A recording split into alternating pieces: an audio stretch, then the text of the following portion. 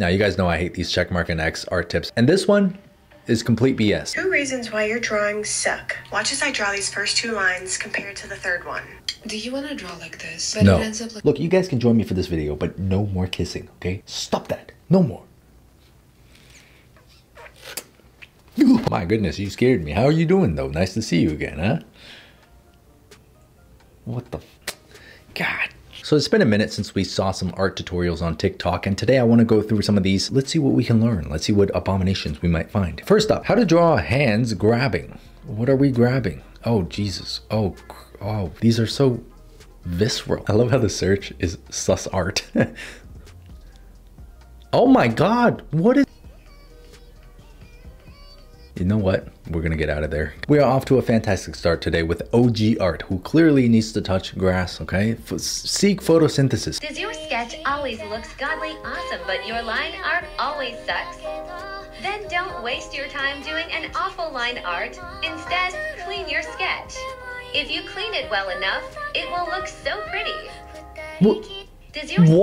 That is literally not the same drawing. How did you do that? You're telling me you started like that and you ended up with that? Oh, that is very impressive. I would personally try this out, but I also don't want to spend 2 hours working on a sketch. 9 out of 10. A messy guide on how I render golden accessories. Base gray, shadows, desaturated orange. Give it some shape with the desaturated yellow. Okay, then I use a maroon. When I was young, I saw a video on how to render golden things, and the girl said to use green, so I use green. So this right here is the problem with TikTok. People just hear something from someone like, oh, you got to use this color to do this, and then people just follow without understanding why. I use gray to darken the little shaded areas with airbrush, and I use yellow to make it shine. You know what? I do love the final result. Very detailed, beautiful art style here, but I would love to see even more shininess. I think it'll really go a long way. Dab a little highlight on there, like how you might find highlights on the tip of your nose when your facial oils are getting out of control and you look like a greasy mess. Great job, 5 out of 10 for not explaining why you're using green. So many of you have asked how I get my cheap gouache palette to look like this that I've decided to make it a series. So impressive. Wow, good job, Therese. There's one mistake that I see people making pretty frequently, and that's using too thick of a layer on your first layer.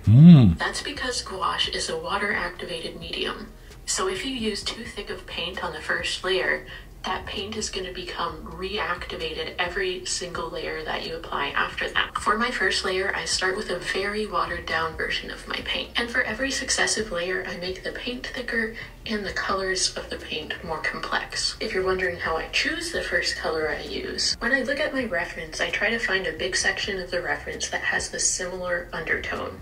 If it's a cool undertone, I use blue. If it's a warm undertone, I will use yellow or red. Oh, geez, I love that. It's super interesting to see these techniques being applied in traditional art because they also apply in digital. A lot of times when you guys see me draw a character, I lay down a flat color first and it's like a bright orange or something, and people are like, why do you put that down? And the common answer is you just want to simplify. You want to take one complex area of various different colors and you smush it into one singular undertone and you paint on top of that. Such a great video, 10 out of 10. Do you want to draw like this? But No. it ends up like... Stop being a showing off your art supplies. I'm not rich like you. If I had the same, I could draw just like that. I do have to admit I was rather surprised to read that in my inbox the other day. So let's draw with art supplies that are less than €1 each. As a professional artist, I of course do have professional art supplies. And believe me, I know they do get quite pricey.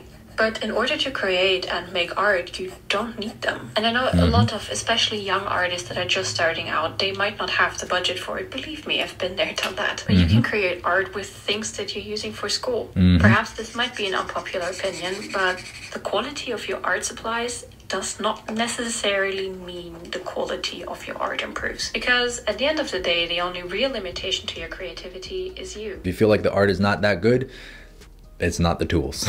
I mean, if you look at the works of any artist that you really look up to, you're going to also find that they've done sketches with a pencil on paper, and the quality of their work still somehow transfers over even when they're using a cheaper and more accessible medium. It's not the tools, it's never the tools. The tools can make quality of life improvements, but the art comes from you. 10 out of 10. 2 reasons why your drawings suck. Watch as I draw these first 2 lines compared to the 3rd one. It's much slower, but there's one thing that I'm doing differently between the 2.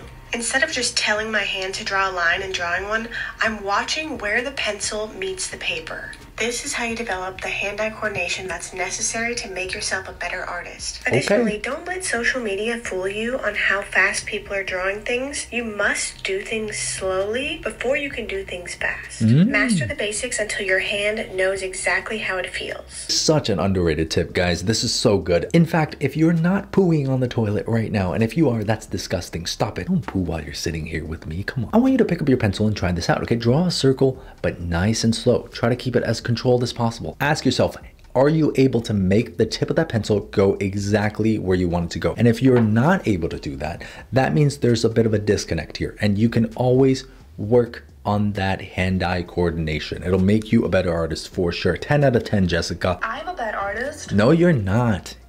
You're not Cooley. For example, I use a projector to copy my sketches, and I like using photo references. I also mix materials, and I'm sure I do many other things that are considered wrong, but I don't care, because these things make my art making process more efficient. Maybe consider treating your time as your most crucial resource. Look, I completely agree with your point. Do what makes you happy. Don't let other people tell you how to make your own art. But why the slander on photo references, guys? Can we just, let's break out of this boomer instilled mentality that references somehow should not be used and somehow they make you a worse artist. Because the greatest artists in the history of the world, the Da Vinci's, the Michelangelos, the Caravaggios, the Monets, they all used references.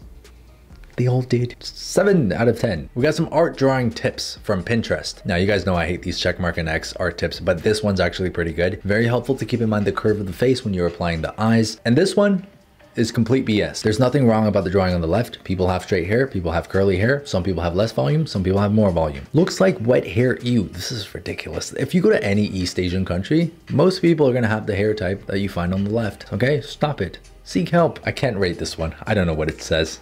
Shibai. Okay, this one's about the placement of the hairline, but instead of just arbitrarily placing a dot on the head, measure your facial elements, okay? 1/3, 1/3, 1/3, and that gives you the start of your hairline. Oh, I'm having such a blast with this video. This is ridiculous. Women do tend to have softer features, but there's a combination of things. It's not just a sharp jawline that makes you a man. If that was the case, 30% of my female friends would be invited to boys' night, and I don't want that. Oh my goodness. Oh, this video is the gift that keeps on giving. Top and bottom are just two different art styles. Stop saying one style's better than the other. Avoid making stiff portraits. That's a good one. See, this is actually a good tip. Having opposing angles between the eye line and the shoulder line, very, very good for making dynamic looking portraits. Okay, and that's another good one. The top of your hand is never flat, it's rounded. By the time this video goes up, it might be your last opportunity to access our hand tutorial on Patreon, and it's a really good one. Okay, well, these Pinterest art tips, I'm gonna have to give it a solid 3 out of 10. This is horrible. Oh, beginner, senior, pro. Okay, let's see what's going on. Oh, that's nice. Now add the highlight. Come on, come on. Oh.